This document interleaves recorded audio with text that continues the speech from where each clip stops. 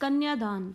कन्यादान जैसा कि हर कोई जानता है, विवाह के दौरान एक प्रक्रिया होती है जिसमें बेटी का कन्यादान किया जाता है और विवाह संपन्न होता है।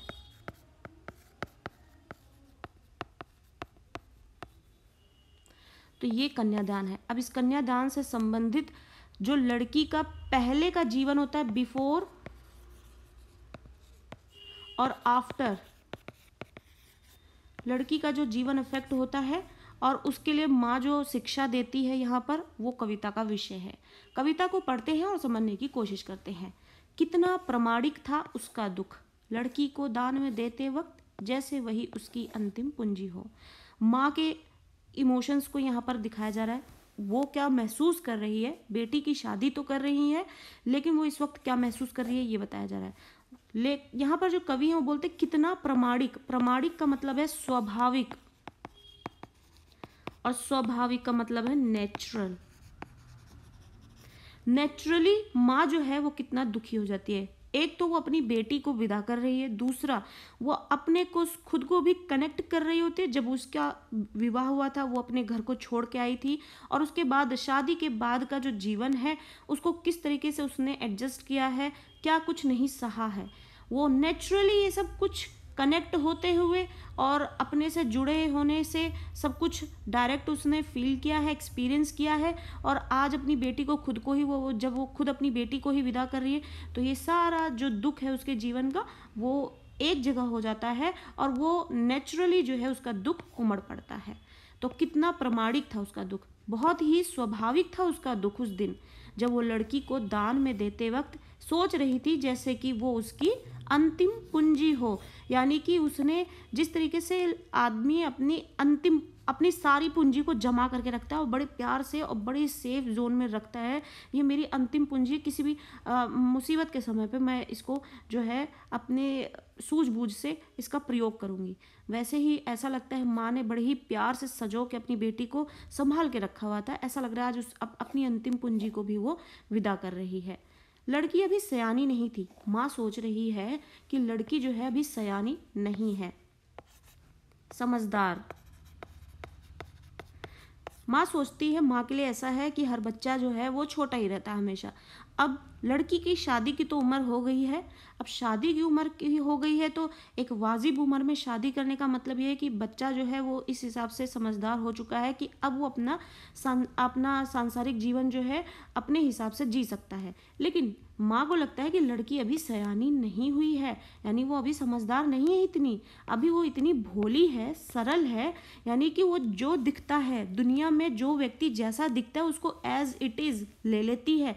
लोगों का जो अंदर छुपा चेहरा होता है जिसको वो सामने नहीं लाते, वो देखने की क्षमता अभी उसमें नहीं पनप पाई है। माँ को ऐसा लगता है कि वो भी बहुत जो है सयानी अभी नहीं हुई है, अभी बहुत ही भोली है, सरल है, कि उसे दुख सुख का जो है आभास तो होता था लेकिन दुख बांचना नहीं आता था। बांचने का मतलब बांटना। माँ कहती है कि उसने अपने जीवन में अभी सुख देखा है। क्यों? क्योंकि माँ बाप के साय में रह के हर बच्चा जो है सुख के अनुभव में ही रहता है, क्योंकि उनके बस में जो होता है वो जीवन अपने बच्चों का सुखी ही रखता है। तो उसने अभी तक सिर्फ सुख देखा अपने जीवन में, उसी का आभास किया है, उसी को महसूस किया है। लेकिन अभी तक उसके जीवन में हमने अपने हिसाब से कोई दुख नहीं आने दिया, तो उसको दुख बांटना भी नहीं आता। पाठिका थी वह धुंधले प्रकाश की। जिस तरीके से कोई व्यक्ति धुंधले प्रकाश में, पाठिका थी वह धुंधले प्रकाश की, कुछ तुकों और कुछ लयबद्ध पंक्तियों की। तो इस हिसाब से कवि जो है वो बोल रहे कि वो पाठिका थी। पाठिका कौन होता है? पढ़ने वाला। धुंधला प्रकाश यानी कि वो प्रकाश जो धुंधलेपन में हो, जिससे साफ कुछ दिखाई ना दे, क्लियर रोशनी ना हो। कुछ तुकों और कुछ लयबद्ध पंक्तियों की। तुक और लयबद्ध पंक्ति क्या होती है? गीत, यानी उसने अपने जीवन में एक गीत की तरह, जो जीवन होता है, गीत कैसा होता है, मीठा, सरल, सुंदर, जो कानों को अच्छा लगे, हमको अच्छा लगे, हम उसी में गुम हो जाएं, तो ऐसे सुख में वो रही है। तो वो उस पाठिका की तरह है जिसमें धुंधले प्रकाश में वो किसी गीत को पढ़ रही हो और उसको साफ ना पढ़ पा रही हो, साफ समझ ना पा रही हो, उसके जो गहरे अर्थ हैं उसको ना समझ पा रही हो।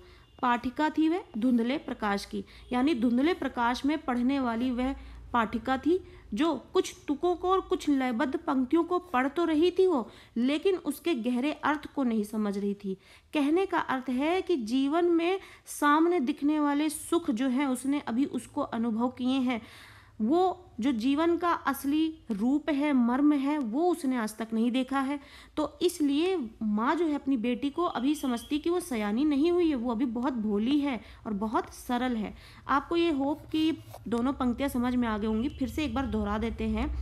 कवि कह रहे हैं कि वो माँ जो है वो समझती है कि उसकी बेटी जो है वो पाठिका है, ऐसी पाठिका है जो धुंधले प्रकाश में एक तुकमयी और लयबद्ध पंक्ति वाले गीत को पढ़ रही है, लेकिन उस कविता को पढ़कर वो उसके गहरे अर्थ को नहीं समझ रही है।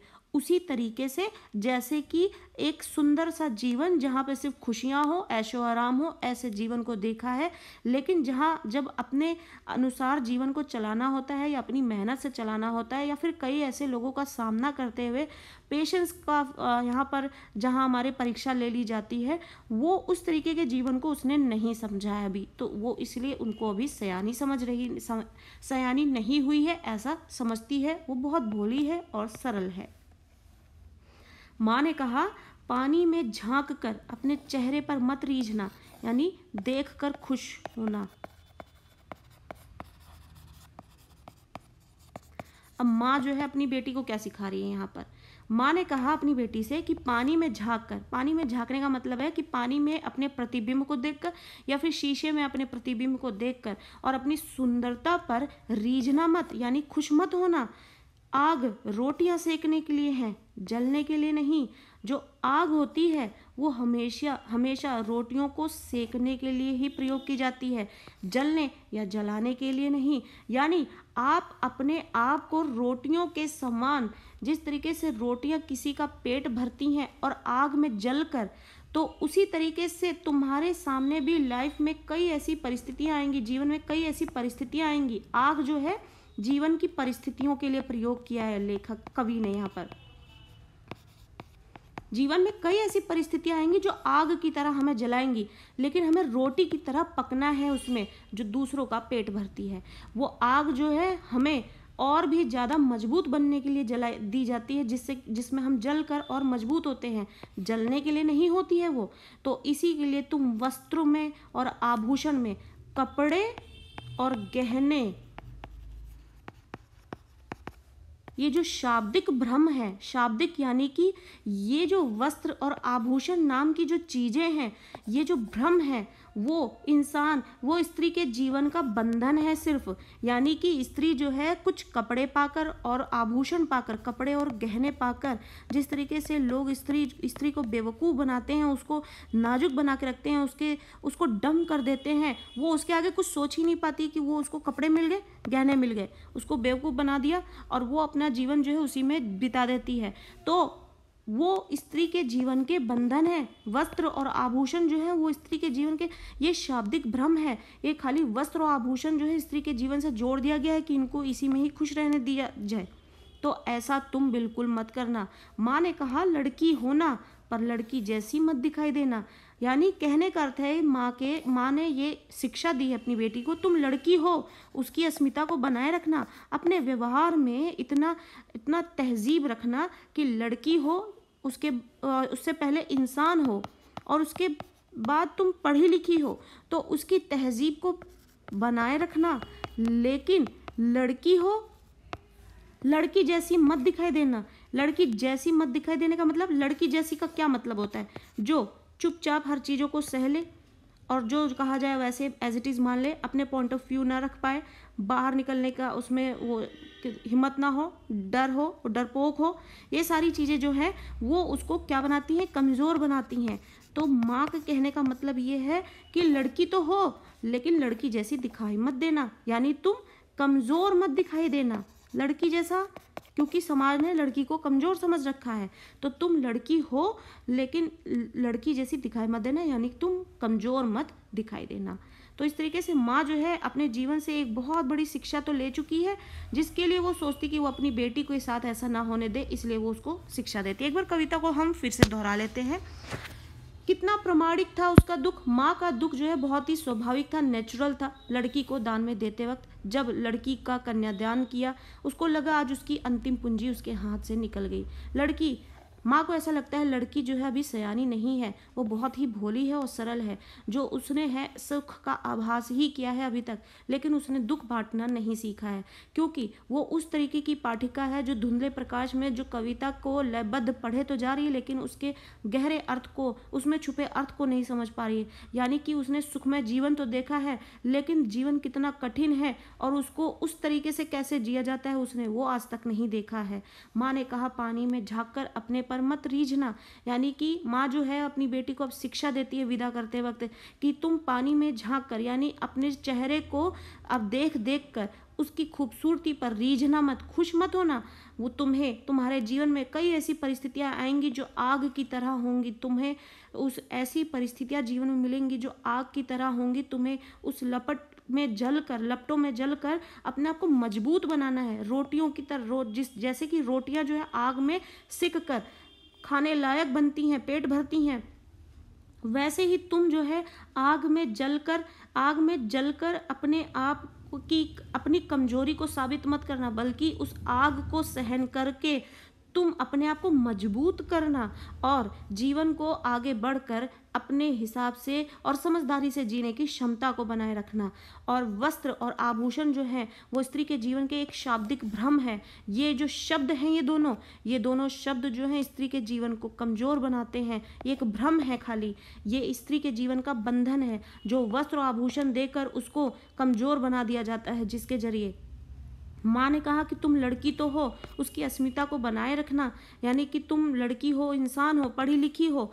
इसके मद्देनज़र एक इंसान जो बनकर निकलता है, समझदार व्यक्ति जो अपने जीवन को समझदारी से आगे बढ़ाता है, उस तरीके से तो व्यवहार करना, पर लड़की जैसी मत दिखाई देना। लड़की जैसी का मतलब यहाँ पर इसका सिनोनिम है कमज़ोर व्यक्ति, यानी तुम एक कमज़ोर व्यक्ति यानी एक लड़की जैसी कभी मत दिखाई देना। तो इस तरीके से कवि ने अपने जीवन में, समाज में ये सब अनुभव किया है, देखा है, समझा है। हमने जब उनका जो जीवन परिचय पढ़ा तो उसी में हमने ये देखा समझा कि जो कवि हैं वो अपने आसपास माहौल को देखते हैं, महसूस करते हैं, अनुभव करते हैं, उसके बाद उन्होंने कई रचनाएं लिखी हैं। उसी का ही ये परिणाम है जब ये कवि ने रचना की है कविता की कन्यादान, जिसमें देखते हैं कि माँ भी जो है रिवाज के अनुसार माँ बेटी को ये सिखाती है कि ससुराल जाना, तमीज़ से रहना, किसी को दुखी मत करना, जो जैसा बोले हाँ में हाँ कर देना। तो माँ ने उस लीक से हटकर लड़की को अपनी शिक्षा दी है कि तुम लड़की हो, कपड़ों और गहनों में फंसकर मत रह जाना, अपने जीवन में समझदारी लाना, आग की लपटों में जलना नहीं है, उनसे मुकाबला करके तुमको मजबूत बनना है। और इस तरीके से लड़की तो हो लेकिन लड़की जैसी मत दिखाई देना, या